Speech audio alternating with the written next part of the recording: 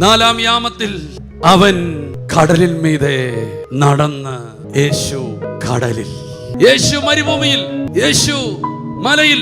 അടുത്തൊരു സ്പോട്ട് വെളിപ്പെടുക, യേശു കടലിൽ. യേശു കടലിൽ ഇങ്ങനെ നടന്നു വരുന്ന കണ്ടപ്പം ആദ്യം ചിന്തിച്ചത് ഭൂതമാണെന്ന്. യേശുവിനെ കുറിച്ച് വലിയ ബോധ്യമൊന്നുമില്ല, പക്ഷെ ഭൂതത്തെ കുറിച്ച് നല്ല ബോധ്യം. പക്ഷേ കൃപ അങ്ങനെ തുടരാൻ നിന്നില്ല. ചോദിച്ചു ആരാ, നിലവിളിച്ചു, പേടിച്ച് നിലവിളിച്ചപ്പം കർത്താവ് പറഞ്ഞു ധൈര്യമായിരിക്കും, ഞാനാകുന്നു, ഞാനാണ്. ഇന്ന് കർത്താവ് ചിലരോട് പറയുകയാണ്, നിന്റെ ജീവിതത്തിൽ പ്രതിസന്ധിയുടെ നടുവിലൂടെ നടന്നു വരുന്നത് ഞാനാണ്.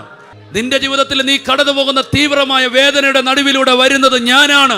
അല്ലാതെ അത് കാട്ടുമാക്കാനൊന്നും അല്ല, അത് കാലനൊന്നും അല്ല, ഞാനാണ്.